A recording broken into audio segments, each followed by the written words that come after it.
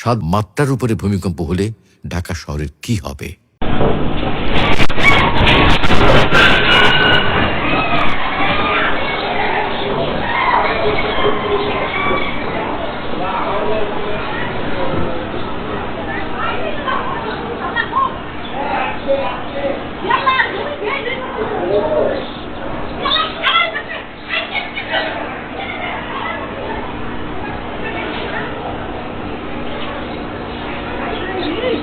সম্প্রতি তুরস্কে যে 7.8 মাত্রার ভূমিকম্প হয়েছে তাতে যে ক্ষয়ক্ষতি হয়েছে তাতে দেখা যায় প্রায় 50,000-এরও বেশি মানুষ মৃত্যুবরণ করেছে। এটা আরও বাড়তে পারে এবং লক্ষ লক্ষ মানুষ আহত হয়েছে। 7,000-এরও অধিক ঘরবাড়ি বিধ্বস্ত হয়েছে। সেখানে যদি আমরা প্রতি বর্গ কিলোমিটারে ডেনসিটি বা মানুষের ঘনত্ব দেখি তাহলে 1 বর্গ কিলোমিটারে 110 জন লোক বসবাস করে। বাংলাদেশে প্রতি বর্গ কিলোমিটারে 1265 জন মানুষ বাস করে। আর আমরা যদি ঢাকা শহরের দিকে তাকাই তাহলে তার চিত্র অত্যন্ত ভয়াবহ। ঢাকা শহরের প্রতি বর্গ কিলোমিটারে 23,234 জন মানুষ বাস করে।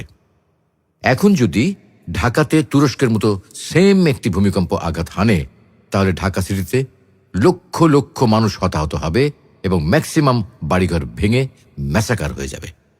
কারণ ঢাকা শহরের অধিকাংশ বাড়িঘর অত্যন্ত দুর্বল এবং এগুলোকে ভূমিকম্প প্রতিরোধক হিসেবে তৈরি করা হয়নি, এবং ঢাকার যে ডেনসিটি বা মানুষের ঘনত্ব এবং রাস্তাঘাটের যে দুরবস্থা সেখানে উদ্ধারকর্মীরা অনেক জায়গাতেই সঠিক সময় পৌঁছতে পারবে না। তাহলে কি একবারও আমরা ভেবে দেখেছি ঢাকা শহরের এই অবস্থা কেমন ভয়াবহ হবে? 2009 সালে একদল বিজ্ঞানী সিলেটের ভূমি নিয়ে গবেষণা চালায়। তারা দেখে যে সিলেটে ইউরেশিয়া প্লেট এবং বার্মা প্লেটের মাঝে একটা ফল্ট রয়েছে যাকে বলা হয় ডাউকি ফল্ট। এই ডাউকি ফল্ট একটু একটু করে ঢাকার দিকে সরে আসছে। তাই আমাদের ঢাকা শহরও বড় ধরনের ভূমিকম্প ঝুঁকিতে রয়েছে। আমরা যদি বাংলাদেশের সর্বশেষ ভূমিকম্পের পরিসংখ্যান দেখি তাহলে সবচেয়ে বড় ভূমিকম্প হয়েছিল 1918 সালে সিলেটের শ্রীমঙ্গলে। সেটা হয়েছিল 7.6 মাত্রায়। বিজ্ঞানীদের মতে প্রতি 100 বছর পর পর বড় ধরনের ভূমিকম্প তৈরি হয়।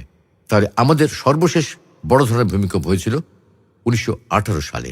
সেই হিসেবে দ্বিতীয় বড় ভূমিকম্প হওয়ার সময় হয়েছে 2018 সাল, কিন্তু সেটা 2018 সালে সংঘটিত হয়নি। তাই এখন যে কোনো সময় এই ভূমিকম্প হতে পারে। এখন যদি সেরকম একটা বড় ধরনের ভূমিকম্প তৈরি হয় তাহলে আমাদের কি করুণ অবস্থা হবে আমরা কি তা ভেবে দেখেছি? আল্লাহ রাব্বুল আলামিন আমাদেরকে এই ধরনের ভূমিকম্প হতে রক্ষা করুন।